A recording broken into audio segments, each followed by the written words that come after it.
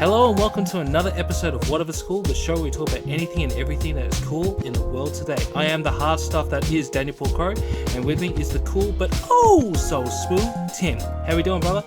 Yeah, really well, thanks, man. Really well. Just had an amazing day today, but I think I'm capping it off really well by us doing our podcast. It's always fun when we're doing this, so just you get to chill, lay back, and watch some terrible movies. Well, that's exactly what I was saying to you before we started recording. You know, this has been a tremendous treat, just getting to hang out with friends, and yeah, like you said, you know, watch some terrible movies, but also, you know, find the joy in them. Yeah. I think that's probably the best way to put it. Like we do find a certain amount of joy in these films, and it's, well, you know, are you going to do the intro or shall I? Well, here's the thing. I know I said terrible movies, but I actually, to be honest, I like this movie. Yeah, like we know it was going to be terrible, but I don't know. This is the first time I went, I actually really like this movie. I think that this one really took me by surprise. So I was gearing up. I was gearing up for the insanity of Who Killed Captain Alex. This was just so coherent that it genuinely shocked me. There was more of a storyline in this one, and it just progressed so well that I was actually really hooked. And yeah, same. Yeah, Nabwana he just completely took me by surprise with it. So I'm really impressed. I'm really impressed. Well, what's the movie that we're doing today, Tim? Right, so the movie today is Bad Black, and if you listened to our last podcast where we talked about Who Killed Captain Alex, I must apologize. I believe I referred to Bad Black as being the sequel to Who Killed Captain Alex, and that's actually wrong. Yeah, you did. Yeah, so it's a big mistake, but look, if you're after what Hollywood's finest, then look no further. Just navigate to the link in the description, and you'll find quite possibly. Well, look, I think this should be at least be in the top 10 of 2016's movies. Yeah, definitely. Like, guys, you left seriously, me hanging there. I was thinking. No. I'm gonna give it props because it. I was on the assumption because I remember you said it was the sequel. I was like, okay, I was like, and then the bit. Oh, it's what? 2 minutes in, and they go, oh my god, that's Captain Alex, and he's alive. Oh no, he's dead. Captain Alex is so dead. And I just went, okay, it's not a sequel, but damn, that's funny. I lost my shit when I heard that line, and I think that it's brilliant. For starters, that they actually use quite a few of the actors from Who Killed Captain Alex. I think pretty much the primary cast was all in this one, but none of them in starring roles anymore. Yeah, it was interesting, but you know, maybe they just had a little bit more to work with. I mean, let's remember this is an ultra low budget production, which is shot for like less than $100 or less than $150. Something like that. It was. I mean, it's lowest of the low when it comes to budget. Yeah, they're responsible for all of their set design. They're responsible for all of their costumes and props, and even their own blood effects. So one point that we also forgot to mention before was the fact that Nabwana, when he was making his first movie, they were using cow's blood for the blood effects. Oh yeah, I remember you mentioning that off camera, and I was like, gross. I don't think... It's a bit understatement of the year, but that's pretty gross. Look, I reckon if I had cow's blood sprayed on me, I'd probably vomit. Really? No, look, well, I don't know. I just reckon the smell would be so off-putting. But look, they had to stop doing that in the end because one of the they got sick, didn't they? Yeah, one of the actors, he actually contracted brucellosis. Oh man. So yeah, they did away with that, and look, I mean, he's obviously picked up quite a lot of skills just looking through the internet, and he was able to come up with his own special effects, and you definitely get to see that in the first 11 minutes or so, which I think we really need to discuss right now. The first 11 minutes of Bad Black. Yeah, let's do it. So VJ Emmy makes his return. The best VJ in the world. Like, I love Mystery Science Theater. I love Riff Tracks, but this guy is the bomb. He is so funny. He's next level.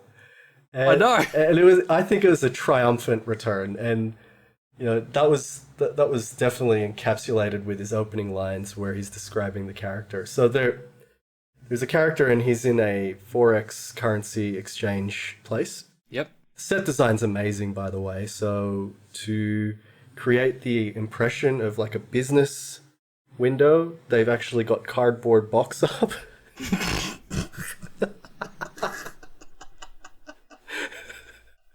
So they've got cardboard box up to create the panel that separates the staff from the customers.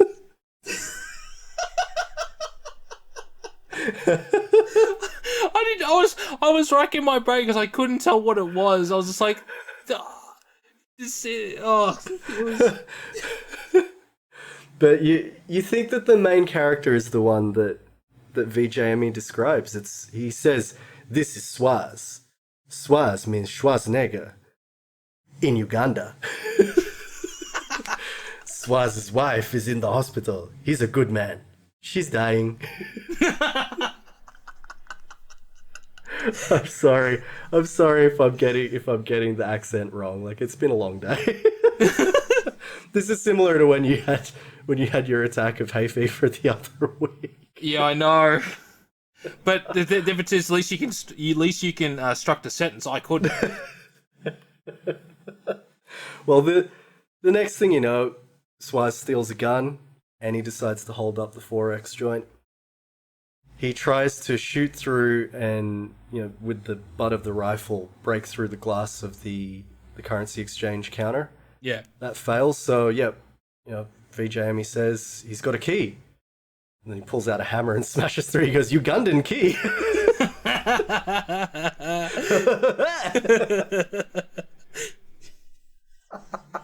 You do a better VJ after.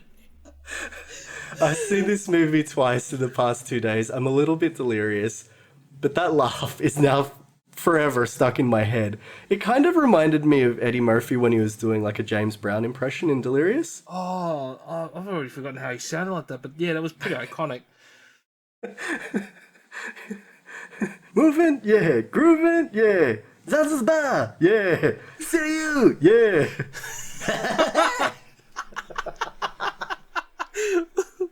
Let's move over from Eddie Murphy, get back to Batman, because we can stick on Eddie Murphy for a long time if we don't stop now. I know. This is the danger, and yeah, like, it's just gonna be impression heavy tonight. But after they steal the money from the Forex joint, of course, he's got a partner. He's got this young kid as a partner, and his name is Buddy Spencer. But they run into the character who played Captain Alex in the previous film. Oh, can I do this? Can I do this again? Of course you can. Oh, it's Captain Alex! Captain Alex is alive! He's alive! Boom! Oh no, Captain Alex is dead! He is so dead! Oh. Who killed Captain Alex? Schwarzenegger. But then they make the getaway, and then they're in the 4-wheel drive, and it looks so basic, like with the special effects. So clearly, it's the same level of special effects, which is really endearing. But then they get the kid to hang out the side, and it just doesn't look believable at all. So the kid ends up jumping out, makes his getaway. He's got the cash. But Swaz is being chased by all the cops. And, well, I think what follows is quite possibly a really decent action sequence anyway. Like, they've got chase sequences. Oh, yeah. They throw a WRX in there. They even have, like, loads of kung fu. Yeah, but did you notice, because you remember when the police officers were on the motorbike, did you notice that the guy that was sitting on the back nearly got his leg caught into the back tire when they stopped? Oh, gosh. I looked at it, I went, oh man, like, that could have ended badly. And he just played it, like, I mean, good on the guy, because he played it off as nothing happened. But I was like, man, if you got your foot stuck in there, Jesus. Ooh. Similar to that, there was a scene a little bit later on. So you see my favorite character from the last movie, the mercenary, the red mercenary, and he's getting chased back into the ghetto by these, I guess, rich guys, because he's from the other, the other side of the bridge, the wrong side of town. But they chase him. They're on like a scooter or a bike. But then it looks like they legit fell. Yeah, I thought they fell. Yeah, like the way that they stopped, like it slid out from under them. But then they just continued with the scene. I was like, this is good. Well, they must be method actors or something like that.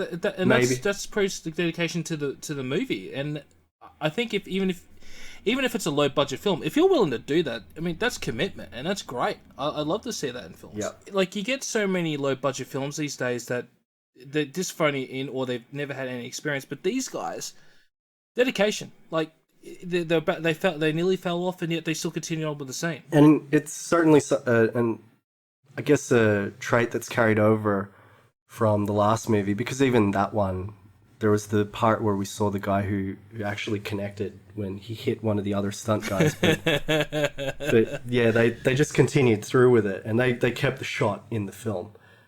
And Yeah. it sort of just harkens to like what stuntmen are doing when they're setting out to do these. I think Chile had a movie called Kiltro, like many years ago now, but they were trying to do Hong Kong style action, and it was the very first sort of martial arts film of its time. Oh. I think I read somewhere that the stuntmen were hitting each other for real, but it's because they hadn't really perfected that art. And if you trace it back with Hong Kong films, even the stuntmen in the industry back then, and this was maybe in the earliest days of Shaw Brothers or just before that, yeah, even then they thought that you actually had to connect in order to shoot a movie. They didn't realize that positioning the camera a certain way, maybe behind the actor that's getting hit, you can actually mask whether you've actually struck the person. So you can have that fist that sort of just brushes past their face, but they can act it out and make it look like they've actually been hit. Yeah. And yeah, I think that with Wak Hollywood, they're probably still in the process of learning that. Well, the fight sequences are a lot better in this one than they were in Who Killed Captain Alice. But we'll get further into that because that's the last 10 minutes of this film is just phenomenal when it comes to the kung fu. But yeah, the when they finally catch up with Swartz and he's sitting on top of the I don't know, is it a van or Oh, so he's flipped the car that he stole, yeah? Yeah. And even then, that whole sequence is all CGI, and it's like it just kind of looks like a Tonka toy just going around and around and around, and he stands on top of it. But what I think is funny about this whole bit is like he's setting up, and it's clear it's green screen that's around it, and like the commitment, the guy at his face, he looks like he's he actually is trying to kill people, which is great, but that whole scene is just funny for some reason because of the green screen. I just yeah. It really takes you out. Yeah. You've seen quite a few scenes where they're either on legitimate motorbikes or scooters. You've seen some 4-wheel drives and yeah, WRX that was just zooming around. But then as soon as they have to simulate car crashes, that's when they bring in their shoddy special effects. And yeah, just the way that they tumble and what have you, they even show it later on in the credits, but the way that it tumbles and the way that it's animated and for the viewer, it just has that similar effect of, say, South Park animation. Like really sort of wonky, not smooth at all. And yeah, there's definitely no disguising that this is actually a special effect. But yeah, Swaz, he has himself a hero's death. We don't know why in the early goings, but he decides to take out as many of the cops as he can, and then he climbs onto the top of the flipped vehicle, blasts it until it explodes so that he could kill himself. And again, this is another thing. I don't know if you noticed it, Timby, but instead of being flames, some blood came out of the... Ah, dude, that is the best. Oh, cars bleed in this universe. Another Transformer bites the dust. Well, exactly like Tebatu Sasula's trailer. When you move on from this, after the credits come up, yeah, I didn't really know what to make of it at that point. It was interesting because there's a couple that are dating, and like whoever she's friends with, or maybe her family members, they scare off the guy that she's dating, and Yeah. she screams out, "I'll never get laid." And again, it's my favorite character, the Red Mercenary. That whole bit, I'm just like, oh, it's so mind-bendingly bad, especially this, like, I don't know, maybe it's because it's said in Ugandan, and maybe because you know when you hear words said in different languages, but it may not articulate that way. It's the way she said that line. It's just like, oh no, I'll never get laid. I'm like, okay, but yeah, I don't know. I don't know. It's just like, there's a lot of foreign movies you might watch, and like best example is Death Note, the very first Death Note movie. There was a bit where the first guy who gets killed there, he was laughing and saying all these lines, but it came off more comedic than evil, and it was meant to be an evil scene. And I think that's the same sort of thing we're having here. Yeah, with this, it's definitely a lot of tongue in cheek. So, some of the stuff that we or other people, casual viewers might find as being unintentionally funny, it's more than likely been kept in there because they knew that people would get a kick out of watching it. And again, VJME's there to just sort of cut through any criticism that might be leveled at this movie. Any of the comedic observations he makes, well, then feeds into the humor and to the audience's enjoyment later on. The part that I liked most about this scene, so they've chased the mercenary, the artist formerly known as the Mercenary, they've chased him back to the ghetto, and there's a pretty sick fight scene there. They've clearly stepped it up in terms of their choreography, and VJME even thinks so. At one point he's saying, "Non-stop deadly kicks." But really, this is just meant to segue into the introduction of the young version of our film's main character, who is actually known as Black, and later on they refer to her as Bad Black. She's just a child here, and she hears her uncle saying that the grandmother shouldn't have to look after her, and so she decides to run away from home, which is quite sad. And this is when it gets dark as well. Like, exactly.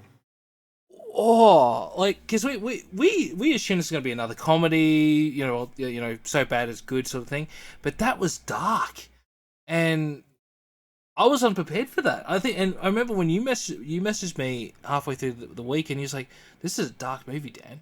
I'm like, "How dark?" And you're like, "I'll just watch it." And when I got to that, I was like, "Holy shit, you're right." I felt a little bit uncomfortable at that point. I certainly found it uncomfortable because it just it felt real at that point. It was too real. Exactly. I just thought of it as, well, this really speaks to what happens possibly over there. The last time I'd seen this done in film was in Slumdog Millionaire, and that's right. They actually have these beggars gangs, and they train the children up, giving them backstories or reasons why they have to beg for money, but it all ends up going into the pockets of someone who runs the show. So there's a commando in this group, and he's very, well, because of how abusive he is, it leads to Bad Black having a severe mistrust and dislike of commandos in her later life, but he was quite abusive of her. She'd obviously suffered quite a lot of abuse earlier on. How bad was that bit where she was trying to scavenge for some scrap metal, and it turned out to be a tool for a car that was being fixed? That hit home so bad because, like, I mean, we're Filipino, and if you've ever been to the Philippines, we've seen some really sick shit out there. And I remember when I was in, I'm not going to say which part of the Philippines, I was in a very slum area, and I saw something very similar happen. And because the kid wasn't mine, there was nothing I could do. And I feel for the kids that have to go through that. Yeah, and she gets a lot of beating in this. It's so hard to describe because it was just so it felt quite real. Well, the actress, and this is what I was saying to you off camera, the child actors in this movie are so good. They're actually way better than the adult actors. And the girl that played Bad Black, I thought I was like, she's either getting really hit for real, or she's a great actress. Like especially the scene before, I forgot the other character's name, the one who brought her into that, got unfortunately shot. She was getting hit repeatedly, and she was crying. She was just acting, and that was great acting for a child actress. Yeah, there was definitely a sense of, well, fear. That's probably the best way to describe it. But Yeah. it was quite real. It's the best way to say it. It's uncomfortable, and sadly they bring that character back, the one that was slapping the hell out of her on the street. His name's Hiriji, and yeah, he's a real bastard. I'm a commando. You can't do anything to me. I'm butchering the Uganda accent, by the way. I do apologize. But when he makes those things, I'm just like, hang on. When do commandos ever say something like that? And then he goes and pulls the gun. You can't kill me, and then shoots the friend. And I'm just like, what a tool to do that to somebody, Look, I think the comical characterizations of commandos and how ludicrous they are in this, as well as in Who Killed Captain Alex, look, it could speak to maybe the situation over there. You don't know. Like maybe No, we don't. Maybe they're somewhat taking aim, like humorous aim at the military over there. But again, it's something that I can't really comment on. But later on, they seem to, Commando becomes quite a fixture in this movie, but flashes forward to 10 years later. So Black has killed her captor, and she is now running her own street gang, if you will. And it's made up of all the kids that were imprisoned and part of this beggars gang. But we also get the introduction of America's best action star, Alan Sally, Masaja Wakabaka. America's Van Damme. Here in Uganda because his wife kicked him. Alan, he's the doctor, and he's like the only white guy in this whole village. And he's he said the first thing he does in the scene, he renames somebody, like a girl. It's like, I can't pronounce that, so your name is Rachel. Betty. Sorry, Betty. Rachel's the other one. Sorry, my bad. Yes, but Alan is actually, I think he's a film festival organizer or something back in the States. Like and one of his friends who'd done an NGO role, they ended up showing him the trailer for Tabatu Sasula, and after that he just decided to pack up and move to Uganda, and now he's there helping Nabwana with all his films. Wow, I didn't know that. Yeah, and he obviously got a starring role in this, and it's quite a role. I think it's really fun. First he's playing just this doctor who's trying to do something good in the world. He's got a kick-ass assistant, Mr. Wesley Snipes. the best child actor in all of Uganda, I think. Man, this kid, oh gosh, I don't want to put him in the same boat as this I'm about to say, but he's just that damn funny. He's like a very young Chris Tucker, but like funnier. Well, he can certainly move better than Chris Tucker. Oh yeah, but just I can't stop looking at this kid because he's that freaking funny. Like, you're commando, right? No, I'm not a commando. Well, my father was a commando, my mother was a commando, and my brother was a commando. So no, I'm not really a commando. You're a commando. Your whole family is a commando. So you're a commando as well. Like, God, that whole bit is just like, oh, God bless this kid. Like, but also he was so funny. The dog was a commando too, according to Alan. Oh yeah, that's right. And mind you, anyone who is watching this movie, you're about to find that Alan gets kicked into action because of the dog tags that Wesley Snipes notices on him, and later on, Bad Black notices that he's wearing these dog tags. And there's just an assumption made that Alan must be a commando, or at least a commando in disguise. So he's just a humble doctor doing his thing, doing the whole Doctors Without Borders program or whatever. And, yep, they decide that he's a target, and so Wesley Snipes takes it upon himself to train him. Dude, this kid is phenomenal because he does a backflip into the splits, and he's just sitting there training Alan, and then feeding him what looks to be like stuff he found on the ground, and then like muddy water. Yeah, he tells him to eat this dish called Kikomando. It's good for commandos. Good for commandos. He goes, here's water. He goes, this is water? He goes, yes. All right, I'll give it a go, I guess.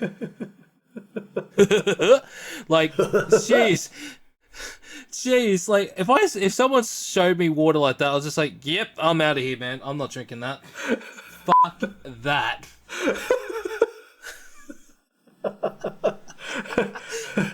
I want to be commando, but I don't want to do that. Well, it just makes you wonder if it's the water that Alan fell in during the training sequence. And VJ Emmy just said, oh, that's poo-poo. Poo-poo, Uganda poo-poo. There's poo-poo everywhere, man. It's just a ditch filled with muddy water, but VJ Emmy's like, yeah, that's poo-poo. It's so juvenile. It's not even juvenile. It's probably worse than that. But yeah, it definitely makes me laugh every single time because like he says it quite a few times throughout. But look, especially in the later fight scenes, he's like, "Oh, you jumped in poo-poo! No, get out of the poo-poo!" Like, oh, God, it's like a running gag through the whole movie, but it's still funny every time he says it. But yeah, while Alan is training, there is a lot of other stuff going on. So Bad Black and her gang, they're now plotting against this man named Hiriji. They've got his bank statements for some reason. They know that he's a rich man. They know that he's married. And Bad Black is going to seduce him. Meanwhile, they've obviously met Alan, and Bad Black's found that she doesn't really like him because of his dog tags, and decides to break in and steal the dog tags away from him. And she's described by VJ Emmy as being Uganda's best worst thief, and I couldn't agree more. She gets into the room using his key. Yep. But then after she's put the key in the slot to turn on the electricity in the room, that's when she decides to put her gloves on to break into his safe. Yeah. But what I wanted to know is, how does she know the safe's code?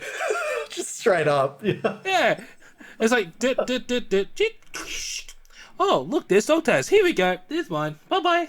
Gonna take the money, take the passport.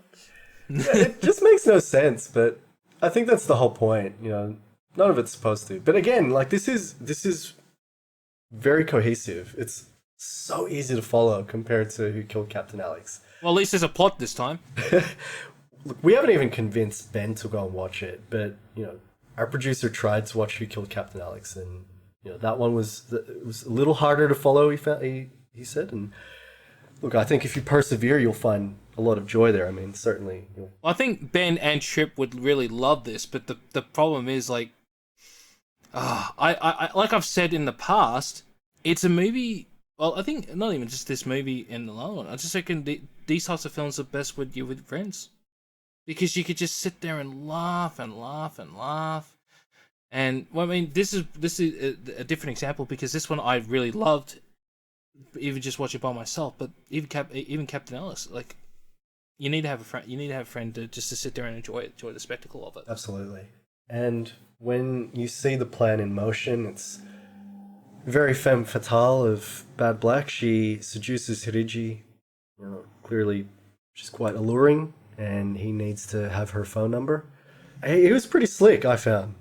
He walks past her, and then 3, 2, 1, he comes back and he wants to get her phone number, and she's like, oh, like if it's fate, you'll see me again. And he's just like, I don't leave things to fate. He's like, yeah, you're a slick mofo. But then he gets home, finds that his son Kenny is now engaged and has knocked up a girl from the ghetto. Yeah. And he flips out, and then the slapping thing just becomes even more present. Mm. What was your take on that? I mean, I was already uncomfortable with the previous slapping of the child. Not to go into too much detail, but like for me, that's always going to hit home. And seeing that, the children get hit, and then seeing adults get hit, it's dark, man. But when he hits is it his mum as well, or is that his wife? Yeah, so it's Kenny's mum, but yeah, Hiruji's wife, and he just starts going to town on her. Because that one became comical because it just looks like like every time he hit her, it's like she was not selling it. She's like, okay, hey, I'm getting hit. Okay, I'm going to the other room. I was like, okay, yeah, that whole scene there it was pretty dark. I think it would hit home for people who are in that situation in Uganda too. Like I think it might be this like very similar situations in third world countries where the rich don't want to mix with the slums. Yeah, definitely very confronting. And look, in my mind, I thought it was a bit excessive just to have that much violence against women on display. Yeah, that many slaps to women. I was just it didn't sit well with me. But yeah, me either. It's not on. I think if anything, it's just to highlight how vicious and how cruel he is. So he doesn't do anything necessarily like plotting like some sort of supervillain or what have you, but he does have really backwards views about, whether the rich should mix with the poor. And yeah, like to make his point heard, he would dish out physical violence on his family members. And so yeah, it really just does highlight that, he's not a very likable person, and yeah, well, his comeuppance is coming. Yeah. Because, well, I was literally about to jump right in ahead and say something. I went, no, can't say that yet. But yeah, I kind of like that what we're about to talk about later happens, but at the same time, it's like, ew! Yes, we'll save that. Yep, for everyone to really get maximum ew out of. But after you see all of this stuff, obviously Alan's had his stuff taken from him, and Wesley Snipes has decided to take it upon him to train Alan Sally, and Alan's training sequence is a thing of beauty. Yeah, shame they couldn't get the Rocky music, but behind it, that would have made that scene Oscar worthy. I'm surprised that the music in this was not really doled out as much. So was there music in it? There was some instrumental stuff, but in the last movie they had Kiss from a Rose and Mamma Mia instrumental. But most of those are panpipe solo ones, so. Or as we like to call it, magic microphone. Magic microphone level music. But yeah, they didn't bring it back. I thought that was a bit criminal. Yeah, I definitely agree, because that's the one thing I really loved about Who Killed Captain Alice, because like I said in the last cast, he kills, supposedly kills his wife, and then it says, da na na na na na na. I'm like, what? So mind-bendingly unnecessary to put that song in, but it works and makes me laugh with joy. It does work a treat, and you're right. Like, they should have had some version of Eye of the Tiger playing. I think later on during one of the bigger action sequences, I thought I heard maybe the beginning sounds to Baby Got Back. No, I didn't. I didn't hear any music, except for the ending. We'll get to that in a bit, but yeah, so Wesley starts training him, and yeah, it's really just about attacking Alan with slingshots, getting him to do punching drills, kicking. He does 6 kicks before he starts kicking lettuce, and when he kicks it once successfully, he just needs to hold on to a bamboo or plastic gun. What is that? I thought it was a plastic gun, and I'm like, what's the point of holding a plastic gun? Why don't you just go get a gun? And then every time not every time, but when he kicked the lettuce, the cow was eating it. I'm just like, you didn't really need to have the shot of the cow eating, dude. or waste not, want not. Yeah. But when he's got the gun, it's actually moving like a gun would. Yeah. But the barrel's kind of flopping around because it's quite flexible. So yeah, I think it is a bamboo that they're using. But it did look kind of comical. But yes, the training ends at that point. He is now ready. And I did mention this to you before.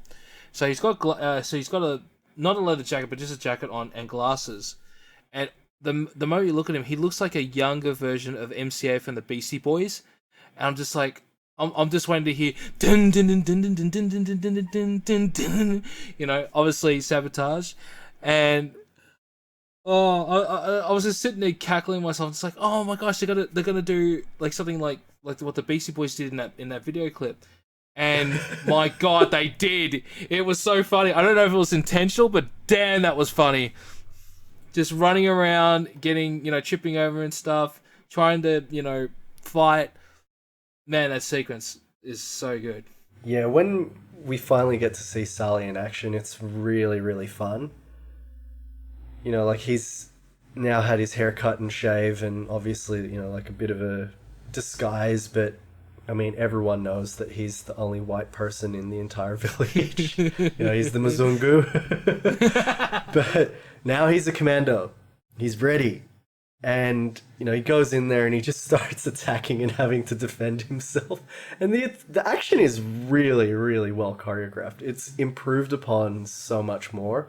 There's really a clear sign of it. And I don't know if you may have gotten this feeling as well, but it did kind of remind me of Jackie Chan because, it was like there were bits where he was flailing about, but then he would outsmart them or he would use the environment to his advantage. So when he slams like a window thing. It was very Rumble in the Bronx esque, and yeah, it was a fun little sequence. Like compared to the last movie, this had it all. Like I loved it. He definitely gets his own in, but yeah, he decides that he's going to quit because he seemingly gets the crap kicked out of him because he's coughing up blood. Oh man. He also manages to land in the poo-poo, the Ugandan poo-poo. Uganda poo-poo. But he's like, no, this is ridiculous. Like, these people are going to kill me. And, I mean, look, fair enough, because he ends up having to fight Bruce Yu. Yeah. And then he goes back to Wesley Snipes and looks at him. He goes, I can't do it. And he's like, and he just gives him a bitch slap. He's like, oh, you can do it. You're a commando.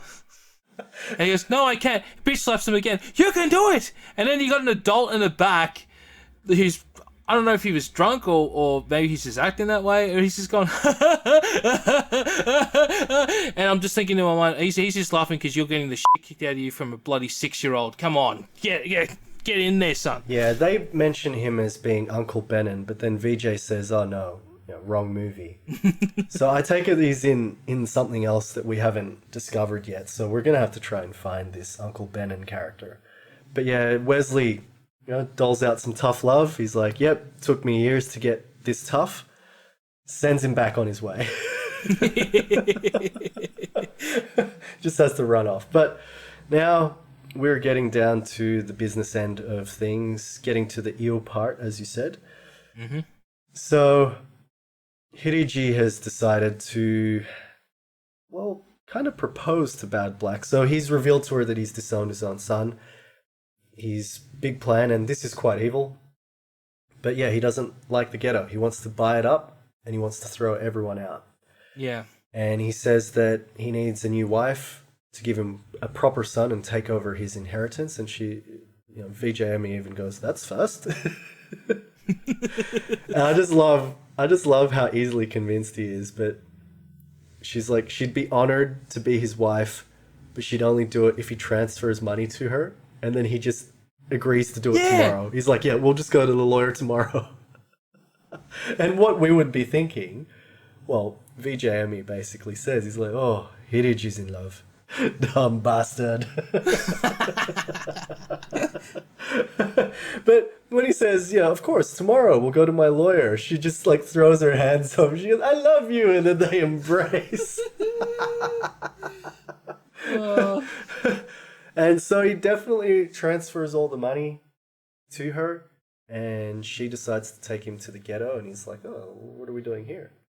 She brings him to meet her grandma, and the grandma's glimpsed earlier in the film. Yep. And it turns out Bad Black is the little girl from earlier on in the piece. Ew! But before you say ew, the reason why it's ew is because Hiroji is revealed to be her grandfather. Oh. And so she manipulated him to give her all of his money. And now that she has all of his money, yeah, basically he can suck on those eggs because basically he's going to be poor. He's going to be worse off than the people in the ghetto. They kind of insinuated that they did stuff as well, and I'm like, no, VJ. no, stop! I don't want to know. This is disgusting. Like, ah! Well, even if VJ was just saying, "Oh yeah, that's what happens," I'm like, no, don't even laugh. It's not funny. It's disgusting. It is gross and ew. well, Like, he didn't so much as laugh, but he definitely just said the grandfather. She's marrying the grandfather. Bad Black is crazy. Did they beat the rat? The return of one of our favorite phrases from the last movie. beat the rat. But then he vomits. He's like, ugh, ugh. So clearly they did. Oh wait, no, that was VJ. I was going to say he clearly did something then if he vomited, but yeah. But yeah, this is on the level of manipulation in Old Boy. I don't know if you've seen the Korean film Old Boy, but Yes, I know Old Boy. I know Old Boy very, very well. I felt so sick watching Old Boy. The reveal that it ended up that he'd been sleeping with his daughter and had fallen in love with his daughter. Well, I just felt sick to my stomach. I just thought, this is disgusting. I don't know why I'm watching this. But that's another movie that you can't watch the ending and feel good because it. Like I'm just thinking about it now. I'm like, oh, I was having a good time watching that movie up until that point. It had some really sick action. It had that one take hallway fight sequence where he had like a hammer. And then they do that reveal and I was just like, this is fucking disgusting.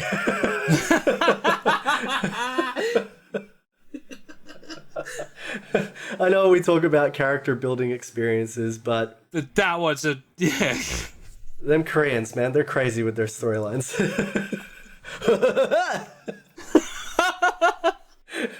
But because, look, maybe it was a primer. All those years ago, I was turned off by it, but now I'm desensitized. So, like, when they revealed it here, and look, admittedly, it's kind of played for laughs, especially when you have the VJ set, vomiting.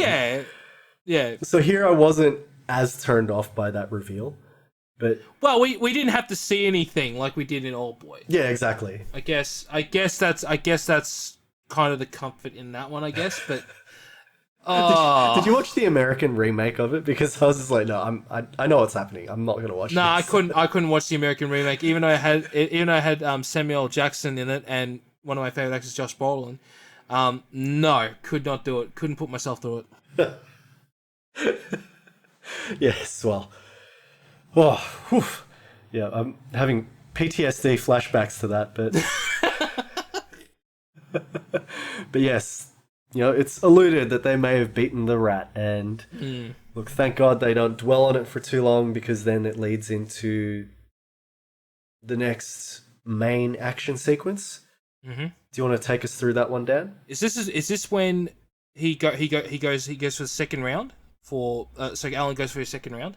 Absolutely, yeah. So he's tracked down like another area of the slums, and he's found a young informant, this little girl who. We'll show him where Bad Black is. But this is a little bit creepy because he says, "Oh, I give you the information for some candy." I'm like, "Stranger danger! Stranger danger!" It's like, no, don't trust him. Don't trust him. And she's such a little sweetheart too. I know, but so he ends up getting the information that he needed and. He gives her the sweets, but this is what was more creepy. They were in a little pill jar. Like in his, he's got all these little pills in there. I'm just thinking, holy shit, what the hell are you carrying them all in there, man? Like, I wouldn't trust you with a 10-foot pole, let alone with a child. But that's another topic.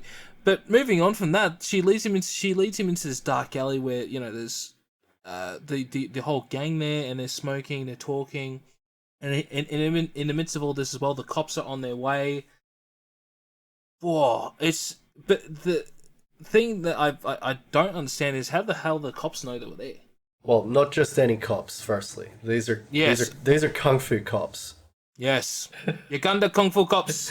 Very important to make that distinction. These guys shit all over the Ugandan special forces. Because these guys know how to take out somebody. They definitely do. Like I mentioned before, there was 4 people, and not one of them thought, use the back end of my gun to knock him out. Fuck's sake. There's definitely a lot more thought that goes into the action. It does appear flowery in some bits. Like there's one bit where I think the guy wearing the lab coat, he's running away, so he's part of Bad Black's gang. Yes. And the kung fu cop that chases after him, well, he just decides to do this front flip for no reason before resuming the chase on foot. It's like, what was that front flip even doing? It just reminded me of the Swaz sequence. So, there were all these flips, and I'm pretty sure they were doing the flips over the same mound of dirt. Yes. Over and over again. I believe you're doing that, because when they do the behind the scenes at the end, it looks like it was in the exact same shot. I mean, he leads them on the merry chase all around that same area, but he does flip after flip over this mound of dirt. I'm pretty sure these dudes are just running in circles, but he's really obviously confounding them. But when he does one flip, I forgot to mention this, but he's hiding at the base of the hill, and then one of the cops jumps over, but then he shoots him in the crotch. Oh man. BGM, he's like, my bombs! How awesome was that? So they make it super enjoyable. And this bit here in the retrieving the dog tag sequence, it's no less enjoyable. But basically, much like yourself, I was really curious as to why the cops were suddenly aware of these people, but it turned out that none of them really knew who Bad Black was, but since she'd gotten the money from Hiraji, she was giving it out to the poor, and they were just like, no, we need to put a stop to this. I don't know why. Yeah. But then they just had gotten some information that Bad Black and her gang were going to meet in arms dealer again. I don't know why. And hang on, I got to put this out. The arms are all in shopping bags. Yes, this is true. This is very true. How the fuck do you put a gun in a bag like that? I'd be more scared that if you put it down, even just gently, it's going to go off. Let alone, it being... Well, yeah, unless they've got, our lovely Coles shopping bags, which are pretty reusable and, pretty sturdy. Yeah, but, I don't know, dude, but... Yeah, look, let's also not forget that these guns are props and made out of whatever, salvaged materials they can find, so any sort of accuracy is probably forgotten.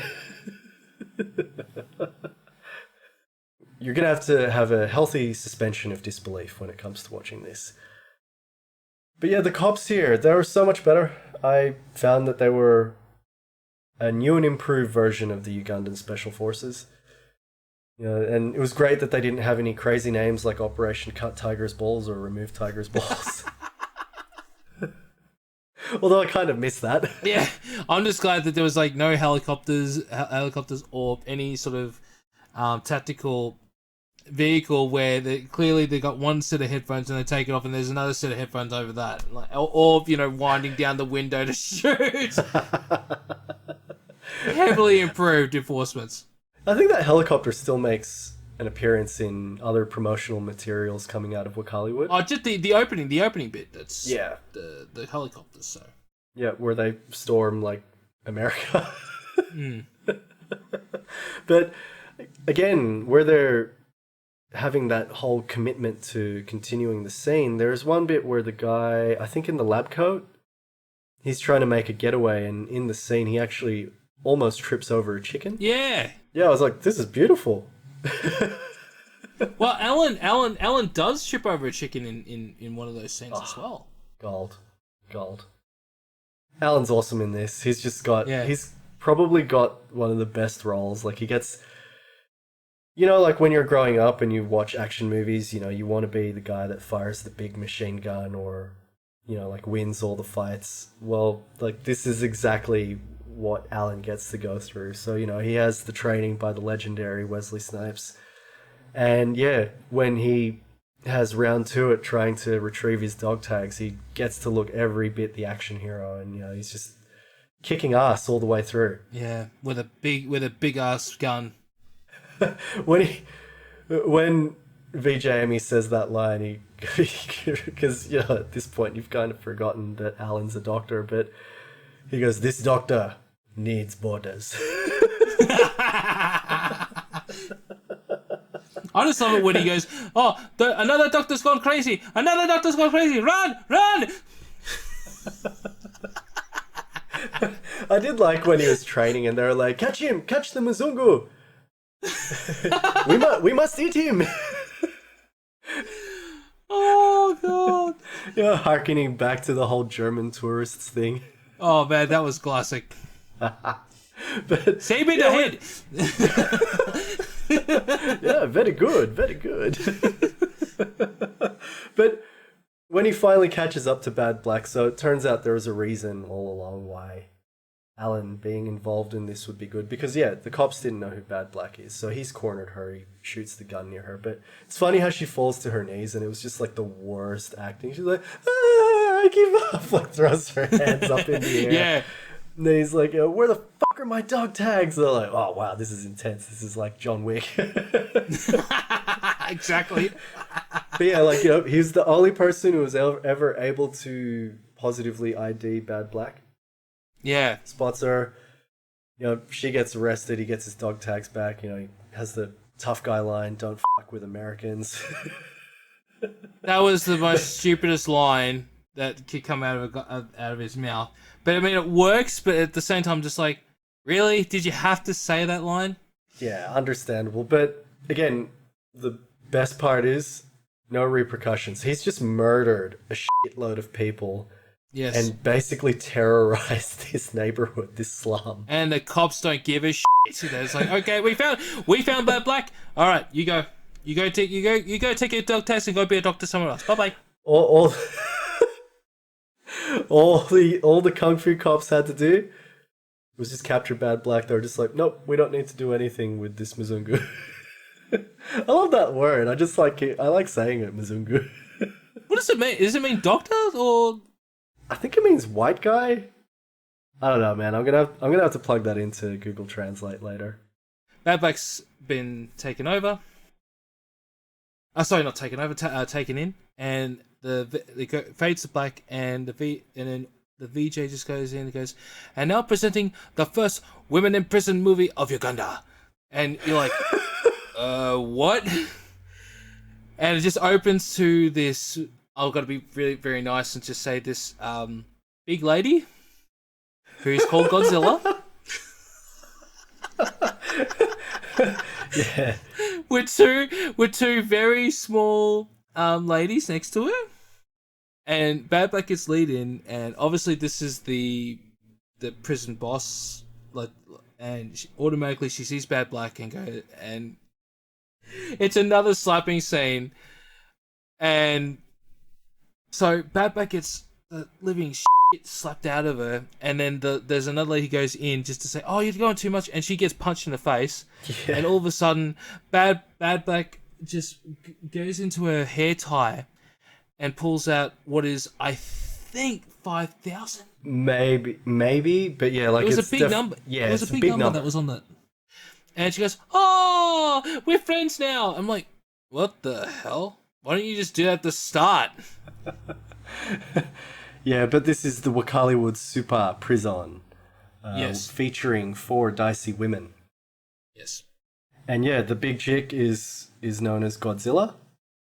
But what's equally funny is that it turned out that she didn't do anything to be in prison. She just likes it there. She just wants to be there. No, but what was funny is that all the girls, like, you would naturally think if you're in prison, your clothes would be dirty. They were fresh as daisies, man. Oh, look, maybe it was laundry day. Maybe, I don't know. But it just looked like those were too good of clothes to be in prison. But...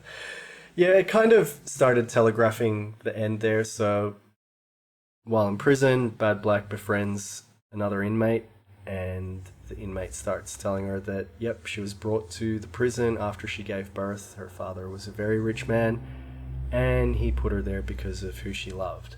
So the story starts tying together all of those threads, so you don't really get a sense of it here, but as you get towards the end of the movie, you realize that this ties in with the opening sequence, the fantastic action-packed opening sequence featuring Swaz.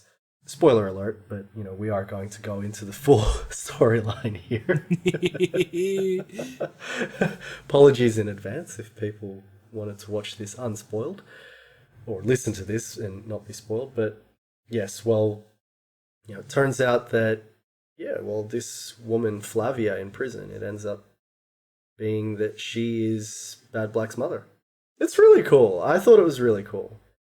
And I think that it's probably one of the more surprising aspects of this, that they were trying to have, these reveals, these twists or plot twists. And they're not subtle or anything like that, but it shows that there's a lot of thought that's gone into putting together the story that we ended up watching. Yeah.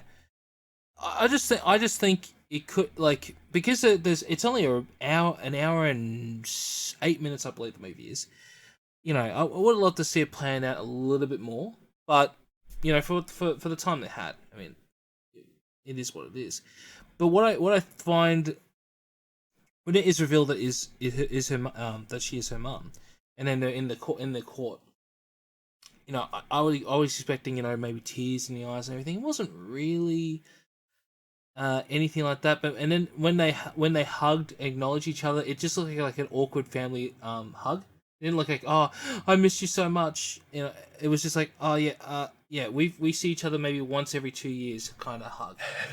Like, I don't know you that well, so I'm just gonna quickly tap you on the shoulder and say good job and bye bye. Yeah, it was definitely very awkward. There were a handful of awkward moments in this. Would you say, like, especially when it came to how to act certain things? I mean, Hiriji himself, like when he finds out that Bad Black is his granddaughter, so they go from holding hands. The grandma tells him that that's his granddaughter. He's straight away like puts his hands on his head like that, cradles his head. Like, just the transitions are just so bad, and no one's going to win any sort of awards for the level of acting, but I will say this, the quality of the acting has improved somewhat in this over Who Killed Captain Alex. Yeah, 100%. And the storytelling was a lot better. Yeah, for sure. There is still one final action sequence that we didn't get to, so Hiriji's son Kenny has basically become part of the mob, but they've drugged him up to the point that he thinks he's invincible, and throughout the entire sequence he is quite possibly invincible. But yeah, it's called Kenny on Da Rescue Mission, and he wants to be Rambo. No. He goes, I'm gonna be Rambo. You're gonna be Predator. It's so funny, this whole bit. And then he goes, oh, they want a Bad Black. I'm Bad Black. I'm like, what? All right, you do you, buddy. Go for it. And then they tie everything, to make him look like Rambo, and he's got like this vest. What did the vest say on the back? Does it actually say Bad Black or just say Black? I think it just says Black. Yeah. Yeah. And it comes out of nowhere. I was like, okay, what's going on here? And then it's like what you said, like a while ago when we did RoboCop, when the guy, threw the cocaine, and like he got coked. I was like, all right, I'm ready to. But unlike in that scene, this is funny. It is pretty much unstoppable for a good chunk of it, but he's also assisted by Godzilla unwittingly. Yeah. So he goes in, shoots 2 guards, and then he busts people out. And this just involves him opening two doors, and both of the rooms of the doors that he opens hold no more than 5 or 6 people. So there's like 4 women in the women's prison, and there's maybe 5 or so males in the male prison. And bear in mind, this is a super prison. So you're thinking this is going to be a like super max type prison. There's no more than 10 prisoners. No! But it all gets really out of hand. And when they set off the alarm, I love that it was like this really shitty old telephone that was just sticky taped to like the top of the wall. And someone has to stand up to press the buttons on it to sound the alarm. But even VJ was just saying, oh, that looks like a telephone. Boom. What is this? But even the sound was like, it's like, hang on, have you ever heard an alarm go off in a prison? They don't sound anything like, they don't sound like a security alarm. Like it's like when Godzilla ends up leaving and she's making her escape and basically running rampant. Yeah. As she starts the escape, you hear these chords or whatever. I think it's like a bass line. But it to me, if you play it back, it sounds like it's the beginning of Baby Got Back, but then it cuts off.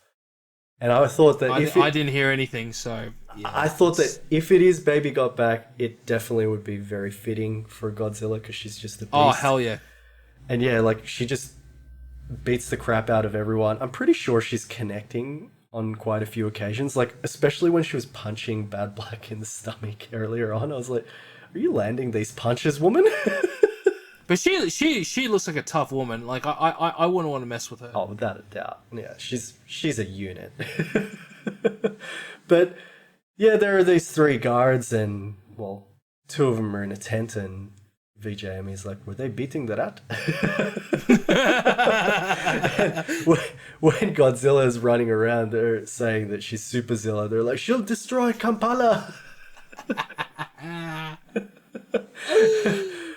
But I think that the funniest line throughout all of this is VJ Emmy describing what Kenny's doing during this rescue mission. So he just starts describing as being more deadlier.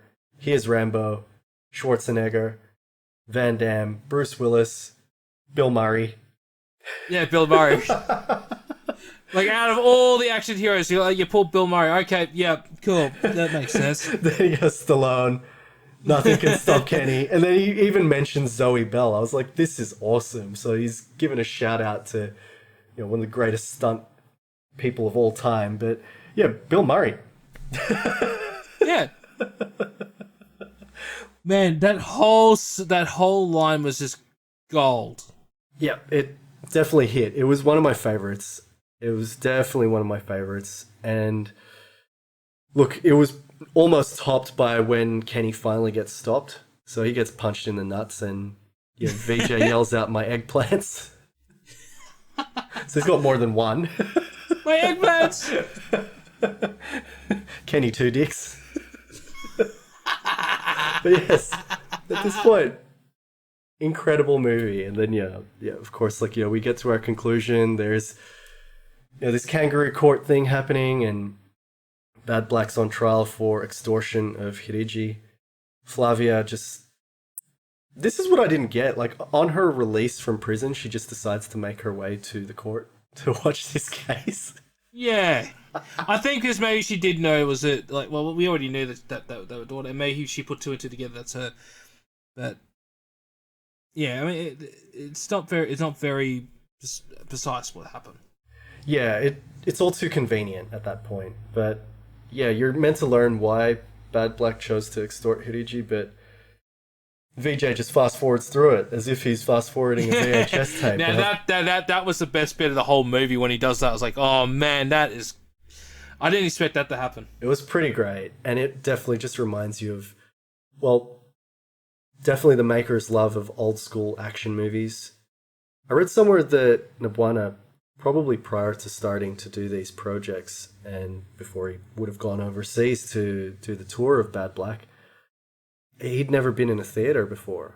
So anything that he'd Wow. experienced about movies was either what he managed to come across or descriptions that he was given by friends. Or in the town halls that we were talking about in the last cast. I would, look, Dan, I think we would need to invite Nabwana to have a movie marathon with us. We'll hire out a cinema, or we'll hire out someone's home theater.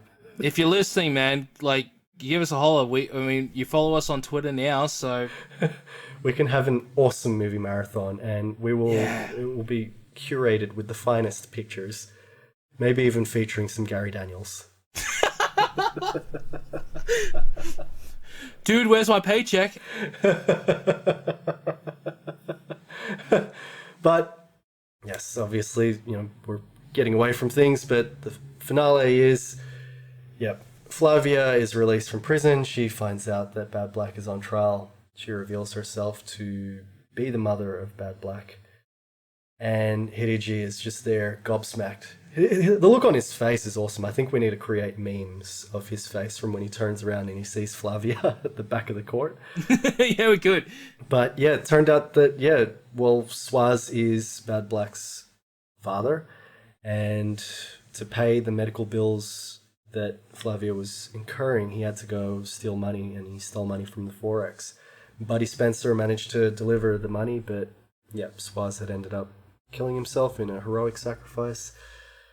And yeah, it was a very tragic tale, very tragic story. But there is a happy ending, somewhat. Spoiler alert. Yeah, another spoiler alert, but yeah, after the credits, Bad Black has decided that she wants to become a doctor, and she's now working as a nurse for Dr. Alan Sally 3 months later. Yep. Wesley Snipes is still helping him as well. But this has got to be a tease that they're maybe considering doing a sequel. Yeah. It'd be good if they did, because like, you can't have it end like that. Yeah, I mean, Alan had just as much a journey as Bad Black. His was really just to retrieve dog tags, but at the end of the day, he had a story arc, and yeah, he gets killed off, and I just think that Was that who was that? That was her grandma, right? yeah, her grandma, but Hariji's wife, his original wife. Ah, right. So yeah, like he seems as though Bad Black might not be able to have a happy ending, and she's gonna have to go after the people that took Alan from us. Yeah. Or Alan's going to reveal that he's got a twin in the next movie. What I loved about the ending credits is they did show a lot of the making of and a lot of the outtakes, like Alan falling over and going headfirst into the bloody mud was gold. And just, you can really see that everyone was having fun making this film. And I think that's why I appreciate this movie more than Captain Alice, because you didn't get that kind of feel at the end of Captain Alice. I mean, they did show some people laughing and everything, but this is the one where they really showed it up, and it was great to see. Yeah, absolutely. And yeah, well, I mean, they teased that their next picture is going to be eaten alive in Uganda. Oh god, that I would love to see that. Is that been released or no? I don't think so. I get a lot of this information just from looking up random articles, but on Wikipedia it doesn't look like it's been released. And I think the next movie is meant to be Tibatu Sasula Ebola. Okay. So yeah, if we get to see that one, that'd be awesome. I want to see it this year, but I don't know if they'd be able to release it this year. Maybe next year, who knows? Like, he must be like, just neck deep in post-production on a whole bunch of things that he's finished recording. So yeah, it'll be, well, I think it's safe to say that Wakaliwood has a couple of solid fans hailing from Melbourne, Australia, in us. Well, let's ask the most important question that we always ask on What If It's Cool? Is it cool? Yeah, I think the past hour and a bit that we've been talking has demonstrated that through and through. 100% this is cool. 150%, I will say. Yeah. But this one, unlike Captain Alex, this one, I had so much fun watching it by myself. I would have had more fun if Tim, Trip, and our producer were with us watching it together. But, man, when we get the chance, we have to watch this movie together and just have a good laugh. Yeah, definitely. I would very much enjoy that. So much so that look, I reckon we should do a double feature. We should watch both Who Killed Captain Alex and this back to back. Oh hell yeah! I mean, it's only 2 hours of our lives that we can obviously spare for that. Yeah, and it's definitely 2 hours well spent. That anyone who finds themselves getting to watch these will definitely agree with us with that sentiment. Well, that's all the time we have for this episode. Don't forget to like, share, and subscribe to our podcast on Anchor, Spotify, Apple Podcasts, Breaker, Overcast, Pocket Casts, Radio Public, Google Podcasts, Castbox, and Stitcher. And while you're there, leave us a review. If you're watching on YouTube, please hit that subscribe button and enable those notifications. If you can't wait for our next episode, why not check out our Tumblr page? Find us at What If It's Called Podcast. Make sure to find us on Facebook at What If It's Called Podcast, tweet us at What If It's Called, and find us on Instagram at What If It's Called Podcast. Keep that support coming. And until next time, folks, we'll catch you on the next cast. Peace.